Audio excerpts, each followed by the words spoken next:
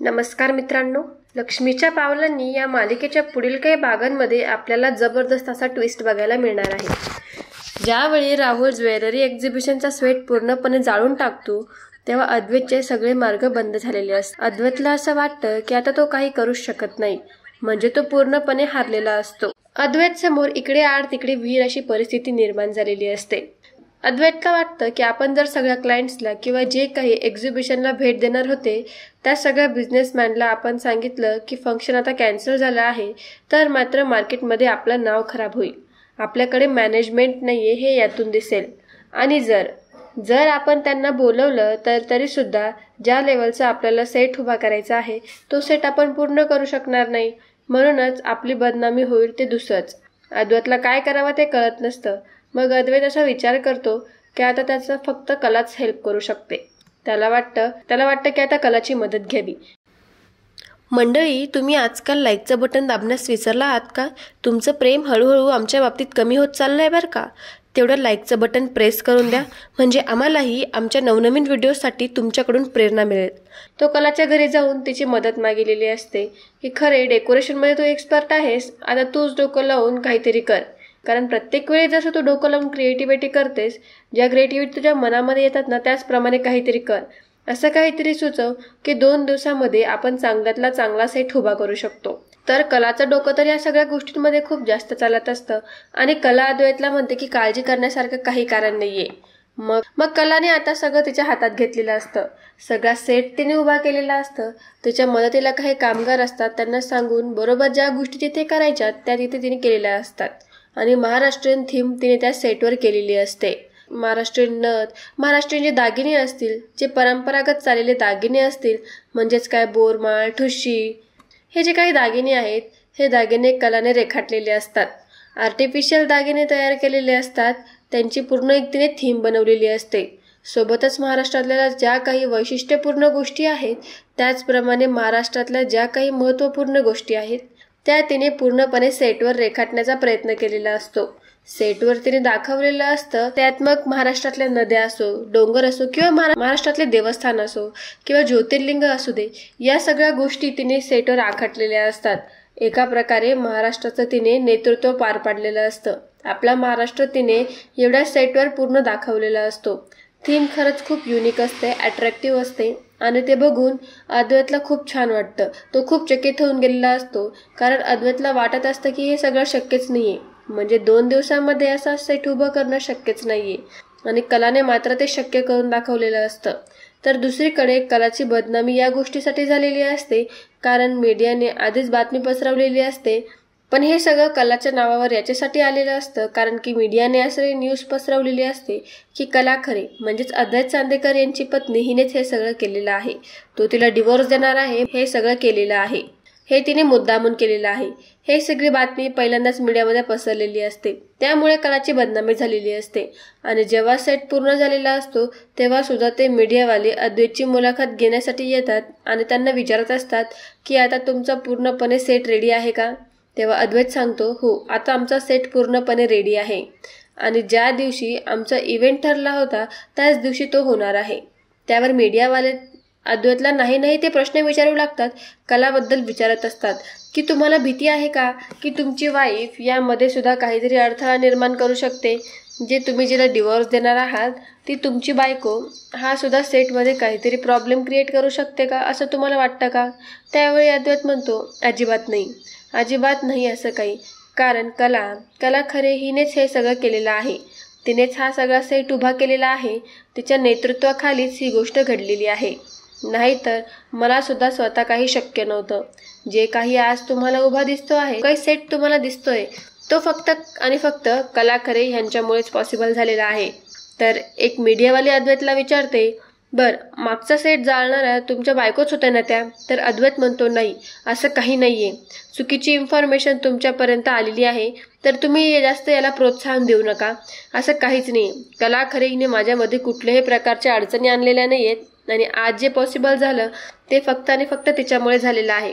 अद्वैत स्पष्टपणे मीडियावाल्यांना हे सांगत असतो। त्यामुळे कलाचं आता नेतृत्व सगळ्यांना दिसत असतं, कलानेच हा सेट उभा केला हे सगळ्यांना कळलेलं असतं। आणि पुन्हा एकदा सगळ्यांपर्यंत ही बातमी पोहोचलेली असते की कला निर्दोष आहे आणि कलाने कुठल्याही प्रकारचा सेट जाळण्याचा प्रयत्न केलेला नव्हता.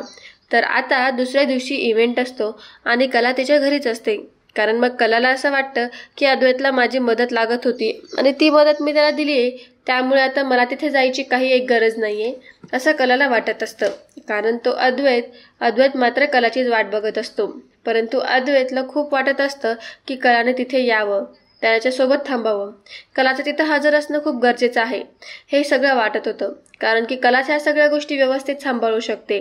तिने ज्या गोष्टी आहे ते रेखाटलेल्या आहेत, ज्या तयार केलेल्या आहेत, जी तिची थीम आहे ती थीम कलाच व्यवस्थित सगळ्यांना सांगू शकते, तीच एक्सप्लेन करू शकते आणि म्हणूनच अद्वैत तिची वाट बघत असतो.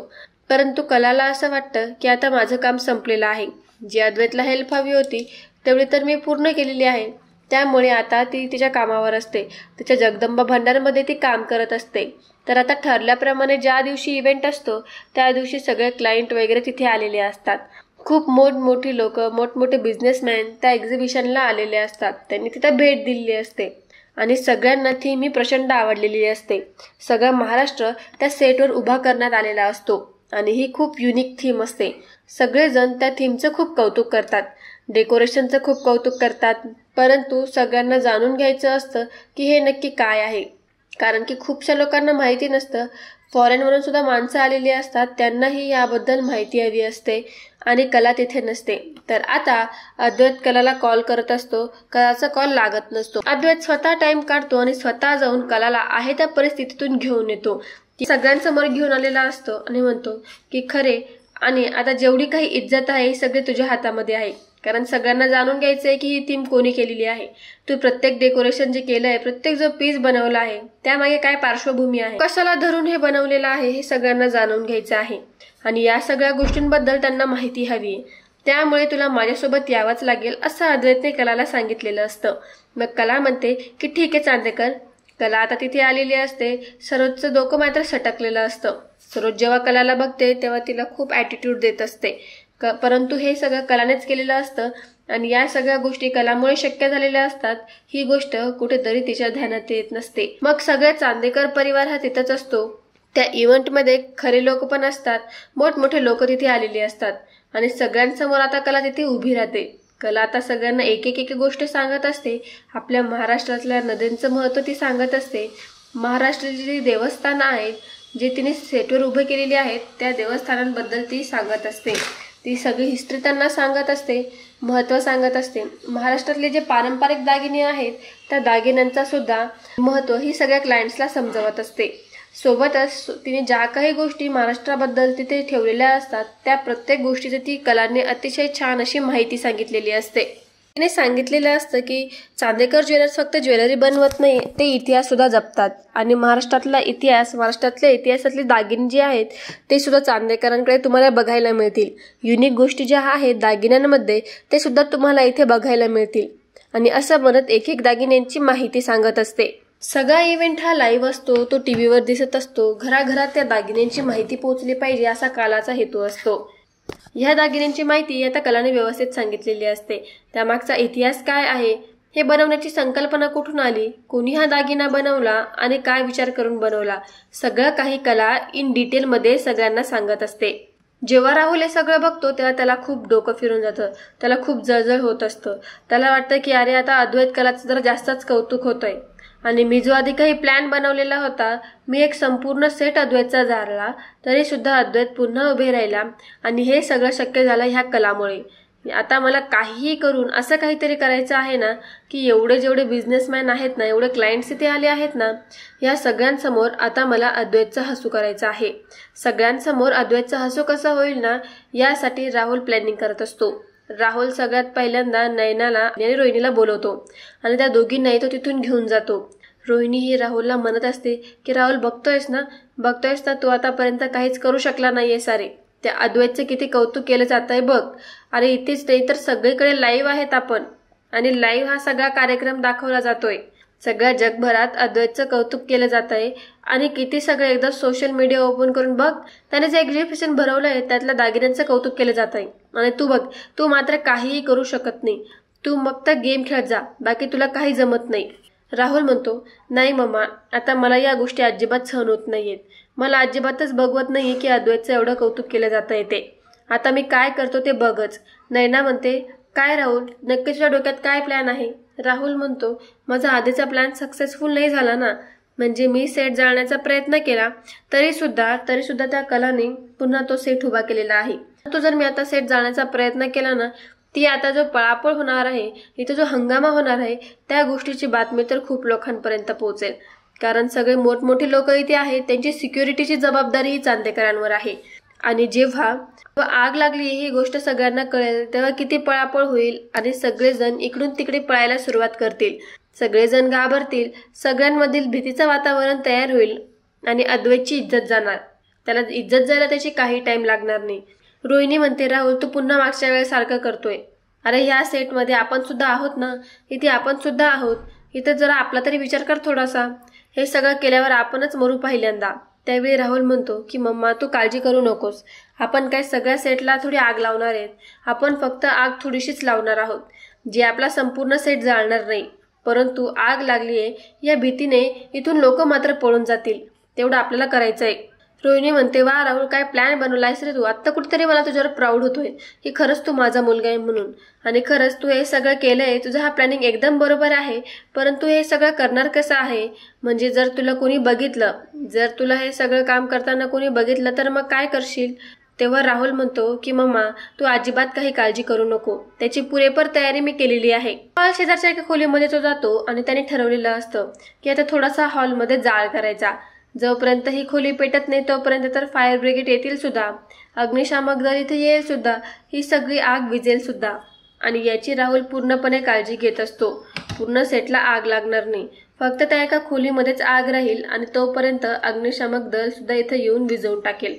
पण त्या पिरियडमध्ये जे काही भीतीचं वातावरण निर्माण होणार असतं सगळ्यांमध्ये, जे काही सेट सोडून पळून जाणार आहे, ते त्याचं मेन ध्येय असतं. ठरल्याप्रमाणे राहुल आता रॉकेल घेऊन एका रूममध्ये आलेला असतो आणि रूमचा दरवाजा तो नेमका उघडा असतो. म्हणजे त्याला वाटतं त्याने लावलाय दरवाजा, पण दरवाजा काही लावलेला नसतो. नेमकं त्यावेळेला झालेलं असं असतं की कलाला कॉल आलेला असतो. कलाला त्या गोगाटामध्ये आवाज ऐकू येत नसतो. मग कला एक काम करते, इकडे तिकडे रेंज शोधण्याच्या नादात त्या खोलीपर्यंत आलेली असते. हॅलो हॅलो करत असते, परंतु समोरून आवाज येत नसतो आणि कलाला नेमका तो दरवाजा उघडा दिसतो म्हणून त्याच्या जवळ जाते. तर ती राहुलचा पराक्रम सुरू असतो. राहुल तिथे खुर्च्या ज्या असतात त्या खुर्च्यांवर रॉकेल ओतत असतो आणि ते खुर्च्या पेटवण्याचा हा राहुलचा प्लॅन असतो. आणि कला हे सगळं बघत असते आणि त्यावेळी राहुल म्हणत असतो की अद्वैत, आता तुझा तमाशा बघ, सगळं जग बघेल. ज्याप्रमाणे तुझं कौतुक सगळेजण बघत होते ना, त्याचप्रमाणे आता तुझा तमाशा सुद्धा सगळेजण बघतील. आणि त्याच वेळेस कला तिथे आलेली असते. कला आता रागात राहुलला म्हणते, राहुल हे काय करतोयस तू? राहुल आता प्रचंड घाबरलेला असतो, कारण कलाने हे सगळं बघितलेलं असतं. राहुल प्रचंड घाबरतो. त्यावेळी काय करावं हे काही राहुलला सुचत नसतं, कारण राहुलचं सत्य आता कलासमोर आलेलं असतं. कला हे सत्य आता अद्वैतला जाऊन सांगणार, ही गोष्ट राहुलला चांगलीच माहिती असते. त्यामुळे राहुलकडे आता कुठलाही पर्याय नसतो. त्यामुळे राहुल खूप घाबरलेला असतो. आणि एक म्हणजे त्यांनी अजून आगही लावलेली असते आणि त्याच वेळेस कलाने बघितलेलं असतं. परंतु कला मात्र एक मोठा आणि खूप क्विक डिसिजन घेते. म्हणजे तिला त्यावेळी बरोबर सुचलेलं असतं की या सिच्युएशनमध्ये काय करायचं ते. कला काय करते, सगळ्यात पहिल्यांदा राहुलला ती बाहेर येऊच देत नाही. राहुलला ती आतमध्येच लॉक करून घेते आणि बाहेरून तिने दरवाजा बंद करून घेतलेला असतो. त्यात दरवाजा ठोकत असतो राहुल की मग कला दरवाजा उघड, परंतु कला काय दरवाजा उघडत नसते. कलाने बाहेरून आता दार बंद केलेलं असतं. एवढंच काय तर कलाने दाराला तिथे कुलूप सुद्धा लावलेलं असतं. राहुल हा एकटाच आतमध्ये असतो. या गोष्टीचे दोन फायदे होणार असतात. ते म्हणजे राहुल कुठेही पळणार नाही, म्हणजे राहुल कुठेही पळून जाणार नाही, त्याला रंगेहात पकडता येईल. आणि दुसरी गोष्ट म्हणजे की राहुल आता आतमध्ये आगच लावू शकणार नाही, कारण स्वतः राहुल आता आतमध्ये अडकलेला आहे. राहुलला प्रचंड टेन्शन आलेलं असतं की आता काय करायचं. आता ही कला सगळं नाही तर बोलून आणणार आणि माझा पर्दाफाश करणार. ही गोष्ट राहुलला चांगलीच माहिती असते. राहुल कसाबसा तिथून सुटायचा प्रयत्न करत असतो, परंतु खोली बंद असते आणि त्या खोलीतून त्याला काहीच करता येत नसतं. काही त्याला लपवता सुद्धा येत नसतं, कारण लपवायचं तर लपवायचं कुठे हा त्याच्या पुढे मोठा प्रश्न असतो. रॉकेल तो कुरतून बसलेला असतो, त्याला तर राहुलकडे दुसरा काही पर्याय नसतो. राहुल आता शांत तिथे रूममध्ये बसलेला असतो. रोहिणी नेण्याला कॉल ट्राय करत असते, परंतु त्यांचा कॉलच लागत नसतो, कारण की एवढा गोंधळ असतो तिथे त्यांना आवाजच ऐकायला येत नाही. त्यांचा फोन वाजतो हे त्यांना कळत नसतं, कारण त्या कुठेतरी या गोष्टीमध्ये मग्न झालेल्या असतात. कधी एकदाची बातमी भेटेल की सगळीकडे आग लागली असं. पटकन खाली आलेली असते. अद्वैत हात पकडून अद्वैतला घेऊन जात असते. तेवढ्यात सरोज बघते की कला ही अद्वैतचा हात पकडून त्याला घेऊन चाललेली आहे. सरोजचा जीव वर खाली व्हायला लागतो की ही पुन्हा अद्वैतच्या मनामध्ये काहीतरी भरवणार, अद्वैतलाही जवळ करण्याचा प्रयत्न करेल. सरोजला खूप राग येतो कलाचा त्यावेळी, परंतु सगळे बिझनेसमॅन तिथे आलेले असतात, सरोज सोबत बोलत असतात, त्यामुळे सरोज त्या गोष्टीकडे दुर्लक्ष करते. परंतु कलाने मात्र सगळ्यांसमोर अद्वैतचा हात धरून अद्वैतला तिथून ती घेऊन गेलेली असते. आणि मग अद्वैतला ती जेव्हा घेऊन जाते, अद्वैतला ती दरवाजासमोर घेऊन जाते. अद्वैत म्हणतो की काय झालंय खरे, तू मला इथे का घेऊन आली आहेस? तेव्हा कला म्हणते, अद्वैत तुला आता सगळं समजेल, थांब. जेव्हा कला दार उघडते तेव्हा तिथे राहुल असतो. राहुलला बघून अद्वैत म्हणतो की तू इथे काय करतोयस राहुल? राहुलची बोबडी वळत असते. राहुलला प्रचंड टेन्शन आलेलं असतं की आता माझं काही खरं नाही. त्यावेळी राहुल म्हणतो की काही नाही, तो काहीतरी कारण द्यायला लागतो की दादा मी इथं लॉक झालो होतो आणि मलाच काही कळत नव्हतं की मला कोणीतरी लॉक करून गेले आहे इथं, आणि केव्हाचा दरवाजा वाजवतोय पण कोणी दरवाजाच उघडत नाहीये. अद्वैत म्हणतो की असं कसं शक्य आहे? अरे मग तू कॉल करायचास ना. राहुल म्हणतो हो मी कॉल केलेला, मी तुम्हालाही कॉल केला, नेल्याला कॉल केला, पण त्यांनी काही माझा कॉल उचलला नाही. कदाचित गोंधळात असतील म्हणून त्यांच्या फोनवर लक्ष नसेल. अद्वैत म्हणतो बरं ठीक आहे. मग कला म्हणते की अद्वैत मी तुला याच गोष्टीसाठी इथे घेऊन आलेली आहे. हा राहुल एक नंबरचा फ्रॉड आहे, तुला माहिती आहे याने काय केलंय ते? तेव्हा अद्वैत म्हणतो काय केलंय राहुलने? मग कला आता सगळं अद्वैतला सांगू लागते की अद्वैत आज खूप मोठा अनर्थ होण्यापासून वाचलेला आहे. तुला माहितीये मी जर आज योग्य वेळेवर इथे आलेली नसते तर आज काय होऊन बसलं असतं हे माहिती नाही. अद्वैतला ती सांगू लागते की अद्वैत जेव्हा मी इथे आले होते तेव्हा राहुल स्वतःच्या हाताने इथे आग लावण्याचा प्रयत्न करत होता, आणि त्याचं बोलणं मी स्वतः कानांनी ऐकलेलं आहे की तो म्हणत होता की अद्वैतचा तमाशा आता सगळं जग बघेल म्हणून. आता त्याचं कौतुक तर बघितलंय, परंतु आता तमाशा सुद्धा सगळे लोक बघतील, सगळ्या जगासमोर अद्वैतचा हसू होईल. अद्वैत हे सगळं ऐकून थक्क होतं. अद्वैत म्हणतो खरे काय बोलतेस तू हे, आणि या सगळ्याचा काय पुरावा आहे? तेवढ्यात कला म्हणते. मग कला आतमध्ये येते. तो रॉकेलचा डब्बा तिथेच पडलेला असतो, कारण तसाही तो राहुलला लपवताच आलेला नसतो. ती खोली बंद असते आणि ठेवणार कुठे, तो खोलीमध्येच सापडतो. त्याच वेळी खुर्च्यांचा स्मेल सुद्धा रॉकेलचाच येत असतो. मग कला अद्वैतला दाखवते की बघ अद्वैत, या खुर्च्यांचा स्मेल तुला रॉकेलचा येत नाहीये का? मला सांग. अरे ह्याच खुर्च्यांवर त्याला रॉकेल होताना मी स्वतः बघितलेला आहे, आणि हा रॉकेलचा डबा सुद्धा इथेच आहे. हे सगळं प्रकरण राहुलनेच केलं आहे, आणि कदाचित तुझ्या पहिल्या सेटला जी आग लागली ना त्यामागे पण राहुलच आहे. अद्वैतचा प्रचंड पारा चढलेला असतो, कारण पुरावे सुद्धा समोर दिसत असतात. राहुल ततफफा करायला लागलेला असतो. त्यावरूनच कळतो की राहुलने आता माती खाल्लेली आहे. अद्वैत प्रचंड चिडलेला असतो.